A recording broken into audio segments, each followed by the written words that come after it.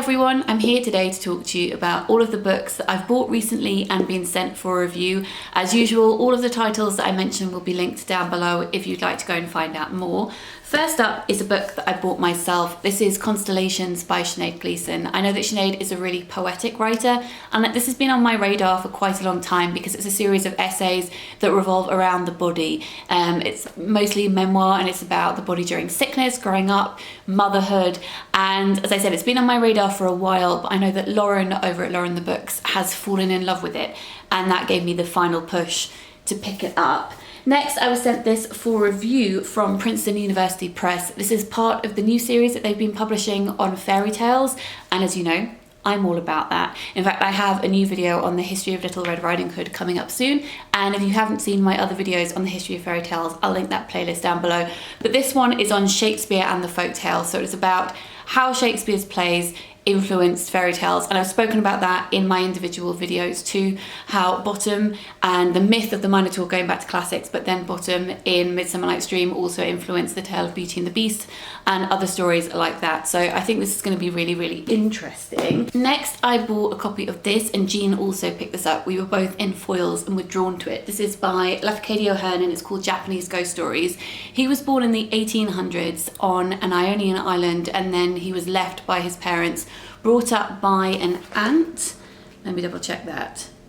Yeah, a great aunt in Ireland and England. Then he travelled around a lot and then settled in Japan, and he's now remembered for his translated and collected Japanese ghost stories, which is what this is. It says, the dead wreak revenge on the living, paintings come alive, spectral brides possess mortal men, and a priest devours human flesh. I mean, sign me up. I am very much in the mood for that. When I was in foils, I also bought this, which is Arias by Sharon Olds. So it's her new poetry collection. This follows on from Odes, which I read, I don't know if it was last year or the year before last, and really enjoyed. So I'm looking forward to reading this one. She's great. Whilst in foils, I also bought two middle grade books. This one, because Jean has been raving about it. This is Bloom by Nicholas Skinner. This is about children who, I'm not sure if they swallow seeds or what, if it's some kind of rebellion, but plants start growing from them. And if you've read my short story collection, The Beginning of the World in the Middle of the Night, especially the short story Plum Pie, Zombie Green, Yellow Bee, Purple Monster, you'll understand why I'm particularly intrigued by this. This came out this year, and yeah, Jean says it's brilliant. So I look forward to getting to that. And we both also picked up a copy of this, which is A Pinch of Magic by Michelle Harrison. The back says, 3 sisters trapped by an ancient curse, 3 magical objects with the power to change their fate. Will they be enough to break the curse, or will they lead the sisters even deeper into danger? And the cover of this is by Melissa Castrillion, which is just beautiful. Next, I bought this book here, which is Quicksand by Junichiro Tanizaki, and it's translated from the Japanese by Howard Hibbett. The reason that I bought this is because Vintage very kindly sent me their set of Japanese classics last month. So I did some more research into other Japanese classics that might tempt me, and this one came up. It was first published in 1947, and it's about a woman called Sonoko who's a cultured Osaka lady in an uninspiring marriage, and she decides to take an art class where she meets another woman and they fall in love and start a passionate affair. So yes, this one is now on my TBR. Next, I was sent this book for review by Oxford University Press. It's coming out in February. It's called A Bite of the Apple, Alive with Books, Writers and Virago by Lenny Goodings. Virago was an independent feminist press that was set up in 1987. It published people like Angela Carter and Margaret Atwood. You probably recognise this symbol here, which is on the spine of all of their books. It was then bought by Little Brown and continues to publish work by women today. So this is part memoir and part history of that press, and I'm really looking forward to reading it. Next, I was sent this poetry collection for review. It's called And Then She Ate Him by Tom Denby, and I've been sold this as a queer fairy tale inspired collection of poetry, which I really look forward to reading, and I will report back. I was also sent this book for review from Vintage, which is their lead non-fiction title for 2020. It's called You're Not Listening, What You're Missing and Why It Matters by Kate Murphy. It says, at work, we're taught to lead the conversation. On social media, we shape our personal narratives. At parties, we talk over one another. So do our politicians. We're not listening, and no one is listening to us. And a fact about this book, it says, over the past century, the time we spend listening to other people has dropped by almost half, from 42% to 24%. So we're just not very good at listening to each other anymore. And that can only be a bad thing, really. So I would like to read this book and learn more on this topic.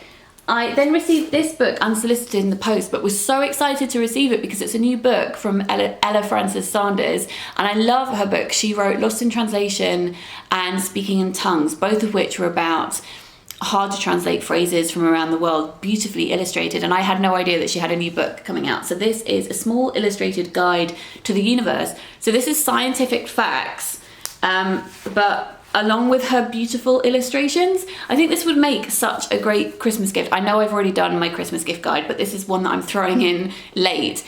If you're stuck, you want to buy a fun book of facts for somebody with beautiful illustrations that's easy to digest but full of stuff that you'll want to tell everybody else about, then I think maybe this is the one that you need to get for that person. I was sent this book for review by Zank Books. It's called The Snow Collectors by Tina May Hall, and it sounds like a very me book. Let me just quickly read the blurb. It says, haunted by the loss of her parents and twin sister at sea, Henna cloisters herself in a northeastern village where the snow never stops. When she discovers the body of a young woman at the edge of a forest, she's plunged into a mystery of a centuries-old letter regarding one of the most famous stories of Arctic exploration, the Franklin expedition, which disappeared into the ice in 1845. At the centre of the mystery is Franklin's wife, the Lady Jane. Henna's investigation draws her into a Gothic landscape of locked towers, dreamlike nights of snow and ice, and a crumbling mansion rife with hidden passageways and carrion birds. I think I'm probably going to read this over Christmas because that sounds very much up my street. And then lastly, I bought two books. One that has been so hyped, but I succumbed to the hype. And this is The Seven Deaths of Evelyn Hardcastle. Everybody and their mother has read it,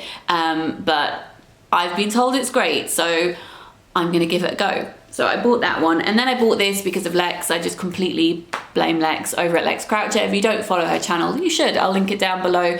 She was completely raving about this book. It's called Red, White and Royal Blue by Casey McQuiston. It's not my usual read, but it did make me think that maybe I'll fall in love with it in the same way that I fell in love with all of the Remus Sirius fan fiction I used to read when I was younger.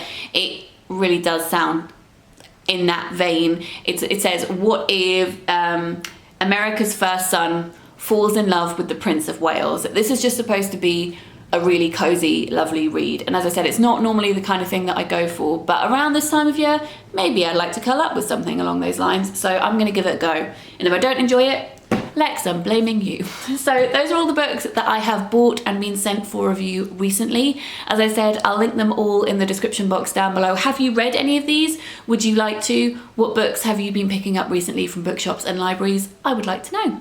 I hope you all have a great rest of the week, and I will speak to you very soon. Lots of bookish love. Bye.